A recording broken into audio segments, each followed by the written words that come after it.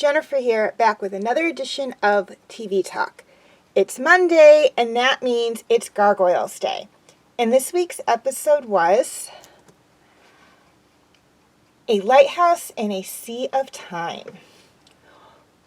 When scrolls are discovered in England, they are believed to be the Scrolls of Merline and are being brought to a museum in New York.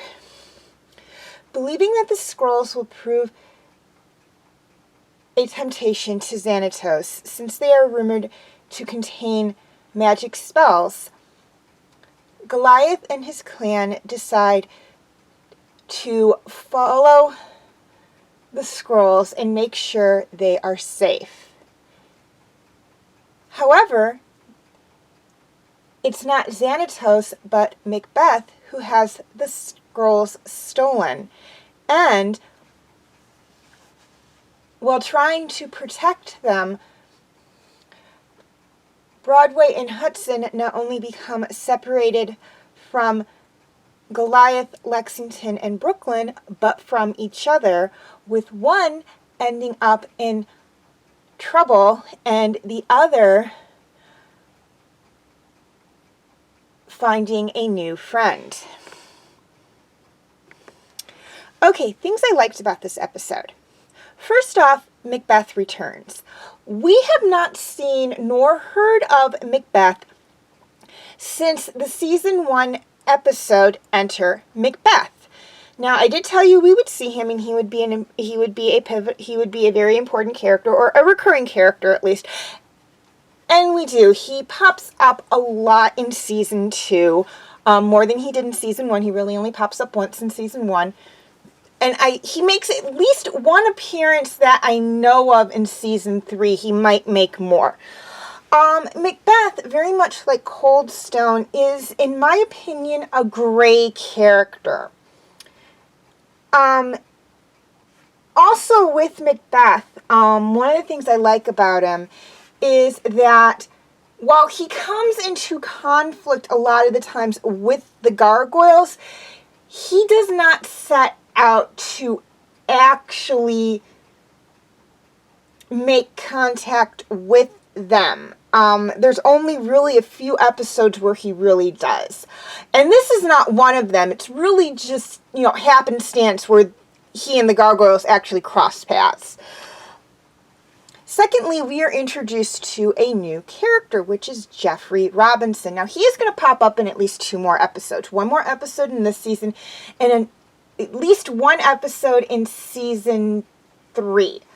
And he is, I don't want to say he's going to be an important character, because he's really only in 3 episodes, counting this one.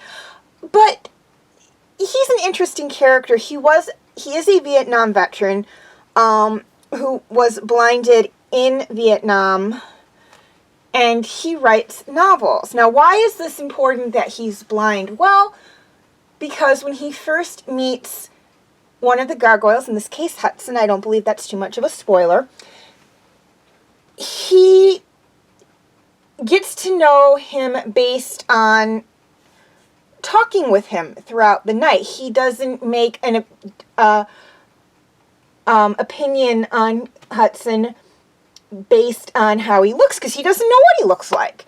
And he is going to actually be a very good friend to Hudson in later episodes, but we will talk about that in the at least 2 other episodes that he pops up in. He will, particularly in the season 3 episode, he shows up and prove just how good of a friend he is to Hudson, but we will talk about that when we get there. One could also argue we are also introduced to a second new character, which is Gilly, Jeffrey's seeing eye dog, but as much as I love animals, I'm not counting her as a main character. The only animal, or quote-unquote animal, I'm actually counting as a main character in this story in this series is Bronx. Gilly is not, in my opinion, really a main character. She doesn't really contribute much to the show, much like Cadme, Elisa's cat, doesn't really contribute to the show either. They're just really in the show. Bronx does contribute. He later in season 3 does, actually in season 2, in this season as well, he has 2 episodes that actually revolve around him. So that's why I say I kind of count him as a main character. Okay, things I didn't like about this episode. There really wasn't a lot I didn't like about this episode. I loved everything about this episode. I also loved how they wrapped up the episode. I thought it was really, really good. Okay, feel free to leave your comments and questions in the comment section. I do love to read those. Please like and share this video if you're watching on Facebook, or like and subscribe if you haven't already if you're watching on YouTube. And feel free to follow me on Wattpad, Tumbler, Instagram, Twitter, and DeviantArt. I do have my name for those 5 sites right there on the screen, as well as the pictures I use for the icons. Please note that all pictures seen within this video do belong to their respected artists. I own absolutely nothing. The links for the 5 sites I mentioned will be in the description section if that makes it any easier for you guys to locate my pages on those sites. And the link, if you're watching on Facebook, the link for my YouTube channel will be in the description section. And if you're watching on YouTube, the link for my Facebook page will be in the description section. Okay, quick reminder on my comment rules.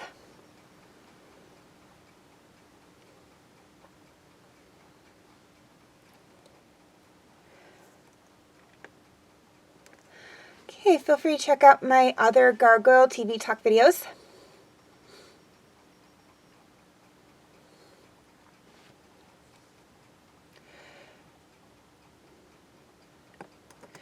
My other TV Talk videos.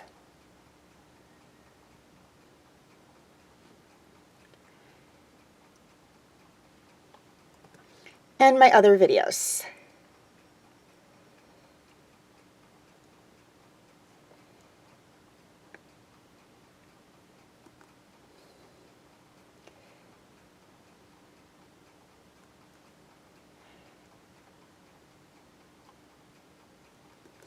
Okay, before I sign off, a few things I'd like to touch on. First off, and this is for my YouTube subscribers, any of my videos that cannot be found on YouTube are on my Facebook page. Again, the link is in the description section. And this is for my YouTube, or my Facebook friends. Any of my videos that are not on Facebook are on YouTube. Again, the link is in the description section. Finally, I will be putting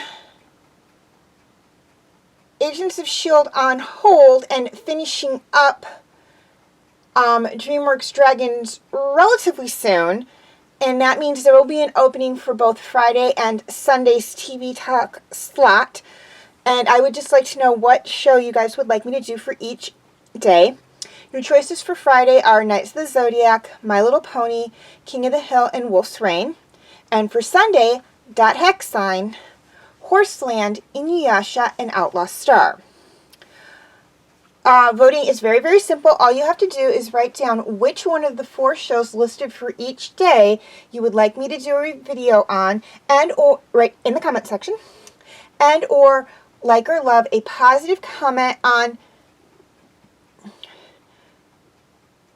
one of the shows listed, and whichever one gets the most votes for each day is the one I'll do a video on. And please make well, I guess you don't have to really worry about making sure that you mark which day it is, because I have it listed which one's for which day. Please note that if My Little Ponies gets picked for Friday, I will start with Generation 1 and then move into Friendship is Magic. Negative comments and dislikes do not count as votes. Voting for Friday will be until April, well, I say April 4th, I actually mean April 10th.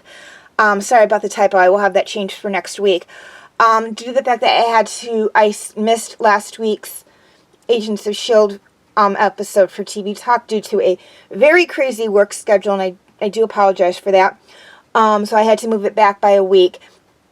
And voting for Sunday, again, I have May 4th on there. I meant May 10th. Again, I apologize for the typo. I will fix that. Again, I missed Sunday's TV Talk, again, due to a very crazy work schedule. So I had to push that date back by a week. And again, I do apologize for that. if I need to push the date, either date back again, I will let you know. You may vote as many times as you wish, but keep in mind that in the event of a tie or no votes, I do have the final say.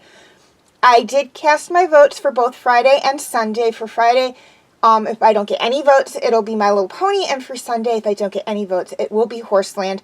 But you guys have about 6 months for Friday and 7 months for Sunday, so that should be plenty of time for you guys to get your votes in and make your voices known.